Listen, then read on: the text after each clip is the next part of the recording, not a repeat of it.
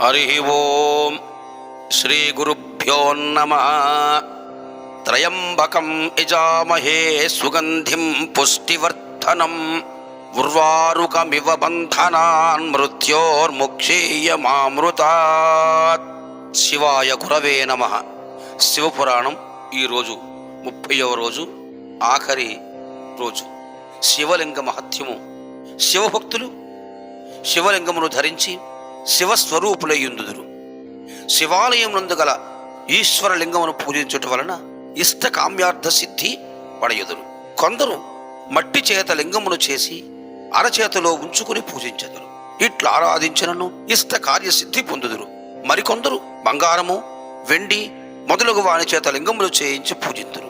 కృతయుగంబున సువర్ణలింగమును, ద్వాపరయుగంబున పాదరసలింగమును, కలియుగంబున మృత్తికాలింగమును పూజింతురు. దేవతలలో శంకరుడు ముఖ్యుడు. నదులలో గంగానది పవిత్రమైనది. వర్ణములలో విప్రులు ముఖ్యులు. వేదముల యందు ఓంకారము ప్రాముఖ్యము. మంత్రములలో గాయత్రి ముఖ్యము. దేవతలలో పరదేవత ముఖ్యము. లింగములలో పార్థివలింగము ప్రధానము. శివలింగమును పూజించిన వారు సర్వకామ్యములై పొంది సుఖింపగలరు. శివప్రసాదం దేవాలయమునందును లింగ ప్రతిష్ఠ జరిగిన ప్రదేశములందును దూషింపకూడదు. చండీశ్వరుడు గల ప్రదేశమునందును మనుష్యులు నిర్మించిన లింగముల గల ప్రదేశములందును శివప్రసాదమును దూషింపరాదు. శివప్రసాదమును దూష్యముగాన ఒక భాగము చండీశ్వరునికిచ్చి తక్కిన భాగము శివప్రసాదముగా స్వీకరించవలను. పరమేశ్వరుని లింగ రూపములతోనే పూజింపవలను. ప్రతి మానవుడు స్నానానంతరము భస్మధారణ చేయవలను. వేదములను అభ్యసించినప్పుడు యజ్ఞ యాగాది జపములు కాలమందును భస్మధారణ ముఖ్యము. భస్మము ధరించుట వలన ఎట్టి పాపమైనను తొలగింపవచ్చును. బిల్వదళములతో శివుని పూజించిన వారు ముక్తులగుదురు. మారేడు భస్మము ధరించిన వారు పంచాది గ్రహబాధలు లేకయుందురు. పూర్వము శంకరుడు బహుకాలము తపస్సు చేసి కన్నులు తెరచి చూచెను. అంత ఈశ్వరుని కన్నుల నుండి నీటి బిందువులు రాలెను. ఆ నీటి బిందువుల నుండి రుద్రాక్షలు పుట్టినవి. కాన ఈశ్వరునకు రుద్రాక్షలు ప్రీతికరము. కాన రుద్రాక్షలు జపము చేయుట వలన పాపములు బాపి పాపల నుండి మానవులు విముక్తులగుదురు. సరి అయిన మంచి రుద్రాక్షలనే ధరించవలను. దీనిని జపము వలన అనేకమైన సత్ఫలితములు పొందుదురు.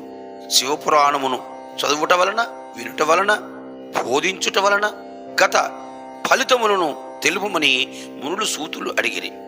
ఏకాదశాశ్వాసము. శత్రుసింహ మహారాజు కథ. సూత మహాముని సౌనికాది మహామునులను చూచి, ఓ సౌనికాది మహామునులారా, ఈ మహాశివ పురాణము ఒక తెలుగు వచన కావ్యము.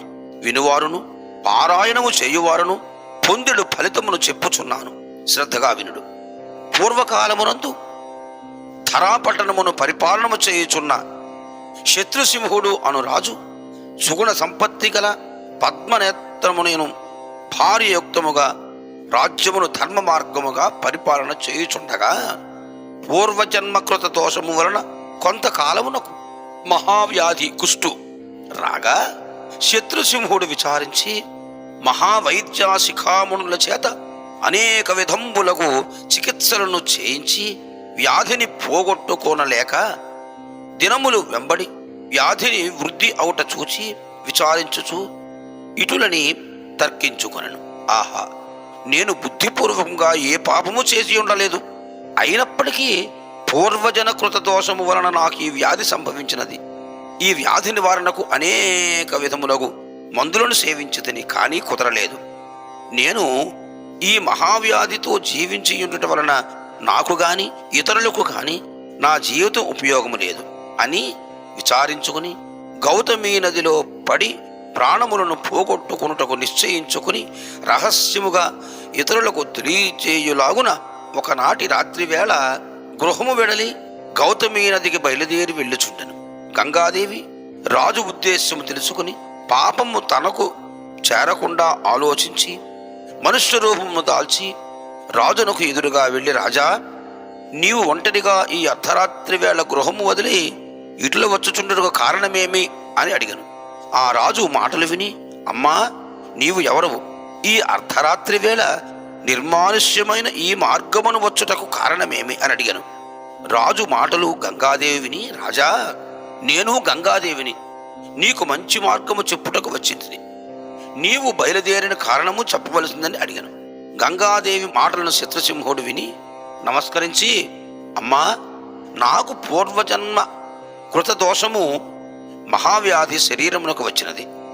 అందువలన ఈ శరీరము గౌతమీ నదిలో పారవేసి ప్రాణములు వదుటకు వెళ్ళుచున్నాను అని రాజు చెప్పగానే గంగానది విని, ఓ రాజా, నీవు ధర్మాత్ముడవు, బలవంతముగా ప్రాణములు పోగొట్టుకునట మహాపాపముని తెలిసియు తిరుగుగా పాపము చేయుచున్నావు.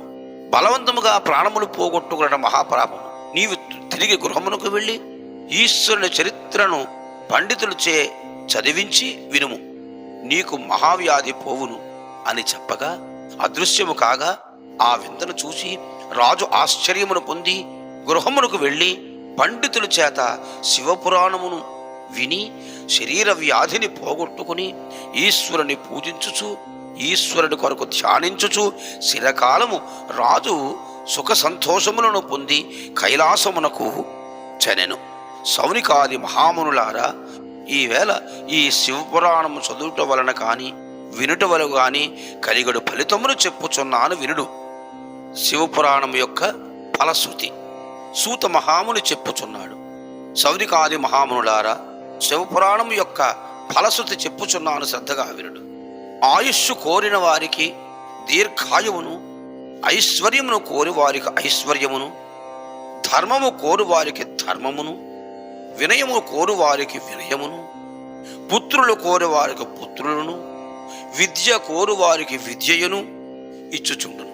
వారికి సంసార బంధముకు భయములు కాని ఇతరములకు మనోదుఖములు కాని లేకుండాటనట్లు చేయుచు పార్వతీ పరమేశ్వరులు కాపాడచుందురు అని చెప్పబడి ఉన్నది. శివపురాణము వినుట వలన, పారాయణము చేయుట వలన, పూజించుట వలన కలిగడు ఫలితమును చెప్పుచున్నాను.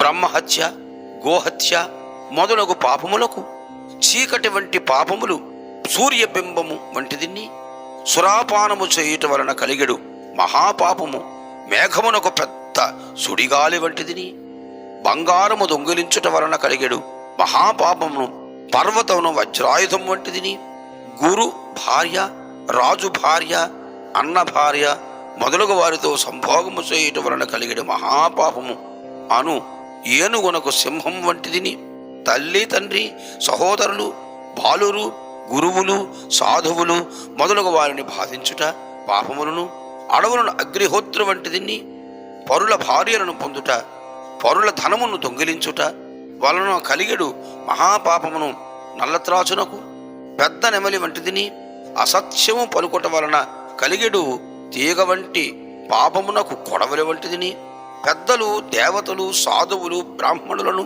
క్షేత్రములను పుణ్య కార్యమును నిందించుట వలన కలిగడు మహాపాపమును బురద నేల నుండి పైకి లేవనెత్తుటకు ఏనుగు వంటిదిని, నానా విధములకు పనులు చేయుట వలన కలిగడి మహాపాపమును సముద్రమునకు బడబాలనం వంటిదిని. అయినా ఈ శివపురాణం వినుట వలన ఎటువంటి మహాపాతకములను నశించి సుఖము పొందుదురు. ఈ శివపురాణమును దగ్గరుంచుకునను, గృహమునందు ఉంచి పూజించుచున్నను, ఆ గృహమునందుండు వారు సుఖములను సంతోషములు పొందుదురు. ఉదయము పూట పారాయణము చేయుట వలన శత్రునాశనమును లక్ష్మీ ప్రాప్తియును కలుగును. మధ్యాహ్న కాలమునందు పారాయణ చేయుట వలన సర్వరోగమును నశించి ఆరోగ్యము కలుగుట ఎన్ను, ఈశ్వరానుగ్రహము కలుగుటయున్ను. సాయంకాలమందు పారాయణ చేయుట వలన మనోదుఖములు, మనస్సు సంబంధించమైన ఇతర దుఃఖములను నశించి కోరికలు, సకల కోరికలు అతి శీఘ్రకాలమున నెరవేర్చుకుని సకల సుఖములు పొంది అంతముందు శివ సాన్నిధ్యమును పొందుదురు. అందుకు సందేహము లేదు. సౌనికాది మహామునులారా, నా చేత చెప్పబడిన ఈ శివపురాణమును మహాతపస్సాలులైన మహాముని పుంగవులకు మీరు వినుట వలన త్రిలోక పూజ్యమైన ఆచంద్ర తారార్కముగా సకల లోకములు యందు ప్రకాశించుచుండుటయే కాక ఈ శివపురాణము పార్వతీ పరమేశ్వరులకును, నందీశ్వరులకును, కాలభైరవునకును, భద్రకాళి వీరభద్రులకును, సకల గణపతులకును, బ్రహ్మ విష్ణు మహేశ్వర దేవేంద్రాది అష్టదిక్పాలకులకును, ఆదిత్యాయ చ సోమాయ మంగళాయ బుధాయ చ గురు శుక్ర శనిభ్యశ్చ రాహవే కేతవే నమ అను నవగ్రహములకును, యక్ష రక్ష గరుడ గంధర్వ కిన్నెర కింపురుషాది సకల దేవతాగణంబులకును, భూలోకవాసులకు మహారుష్యాది మానవులకును, పాతాళలోకవాసుయగు తక్షకాది మహాసర్పములకును, ప్రహ్లాదాది దానవ శ్రేష్ఠులకును భక్తి ముక్తి ఫలప్రదమొగట వలన ఈ అతి మహాఫల గ్రంథరాజమై విరాచిల్లుచుండుటగాక అని ఆశీర్వచన వాక్యములు పలికి, శౌనికాది మహామునులారా, బాలురు చదువుట వలన ఆరోగ్యమును, ఆయుర్దాయమును, విద్యాధనమును ఇచ్చు. బ్రహ్మచారులు కన్యలు చదువుట వలన వివాహాది శుభకార్యములను జరిగి సంతానాది సుఖములు పొందుదురు. వృద్ధులు చదువుట వలన వ్యాధిరహిత మనోయమైన మనోనిశ్చేత కలిగి ఈశ్వర సాన్నిధ్యమును పొందగలరు. సకల ఆశ్రమములను చదివి భక్తిని ముక్తిని కోరుట సందేహము లేదు. శివపురాణము చదువుట వలన పార్వతీ పరమేశ్వరులను, సకల గుణ పాలురును, సకల సుఖములు ఇచ్చి శాశ్వత కీర్తులను అష్టైశ్వర్యములను ఇచ్చి వారినెల్లప్పుడూ కాపాడుచుందురు. శివశబ్దము మంగళప్రదమగుట వలన సకల అనగా సకల శుభములు సుఖములు ఇచ్చునని అర్థము. శివుడు శివగణములున్న శివపార్వతీదేవియును గణములున్న ఈ శివపురాణమును వినుడు మహాత్ములకు సకల ఐశ్వర్యములు ఇచ్చి సదా రక్షించును అని సూత మహాముని చెప్పగానే శౌనికాది మహామునులు విని ఆనందమును పొంది, మహాత్మా సూతమునీంద్ర, నీవు చెప్పిన శివపురాణమును మేము వినుట వలన మా మనస్సునందుగల సకల సందేహములు నివారణమై, మానస సరోవరమందుగల జలంబు వలె నిర్మలమై, కోటి సూర్య ప్రకాశ సమాన తేజస్సుతో పరబ్రహ్మ స్వరూపము మా మనస్సు యందు ప్రకాశించుచున్నది అని చెప్పిరి. పిమ్మట సూతమునీంద్రుడు శౌనికాది మునులున్న ఏకవాక్యముగా ఇట్లు ఆశీర్వదించిరి.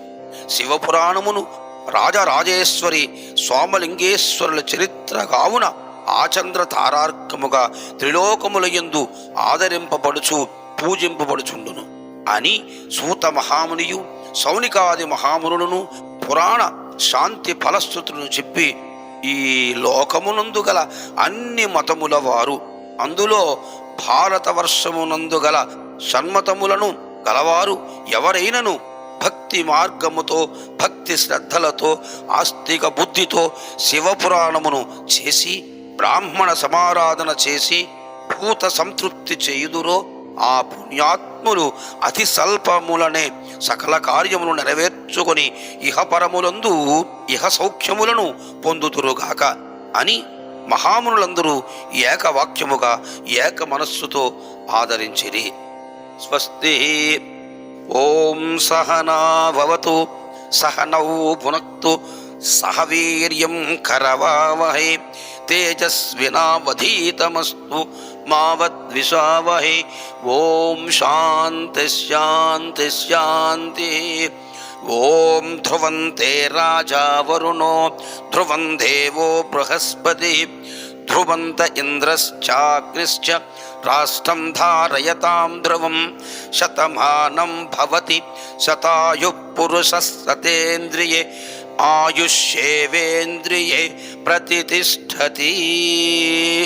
మనోవాంఛా ఫలసిద్ధిరస్తు. త్రయంబకం యజామహే సుగంధిం పుష్టివర్ధనం ఉర్వారుకమివ బంధనాన్ మృత్యోర్ముక్షేయమామృతాత్.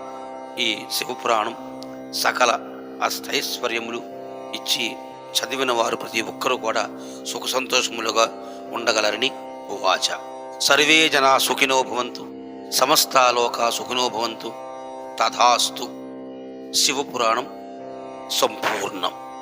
నేను చదివిన దాంట్లో ఏదైనా దోషాలు తప్పులు ఉండవచ్చు, కానీ అటువంటివి ఏవేరు దొరికినా మీ మనస్సులకు సంబంధించినటువంటి విషయములలో బాధ కలిగించిన నన్ను మీలో ఒకరిగా ఆశీర్వదించి నాలో ఏమైనా ఆ తప్పులను తెలియజేస్తే నేను వాటిని ఆ తప్పులను సరిదిద్దుకుని కృతార్థుడనగుదనని తలంచుచు నాకు ఏమైనా సలహాలు వదిలిస్తే తప్పనిసరిగా నాకు సలహాలు ఇవ్వవలసిందిగా కోరుచున్నాను. నా పేరు సామవేదం బాలసుబ్రహ్మణ్యం. మధ్య గ్రామ పురోహితుడును, పౌరాణిక నాటక కళాకారుడును. అదే కాకుండా నాది మధ్య గ్రామం, పద్మనాభ మండలం, విశాఖపట్నం జిల్లా. నా చరవాణి 9177065116. ఈ నంబరుకి నాకు ఫోన్ చేసి సూచనలు సలహాలు ఇవ్వవలసిందిగా మనస్ఫూర్తిగా కోరుకుంటూ మీ వద్ద నుండి సెలవు తీసుకుంటున్నాను. ధన్యోస్మి ధన్యోస్మి ధన్యోస్మి.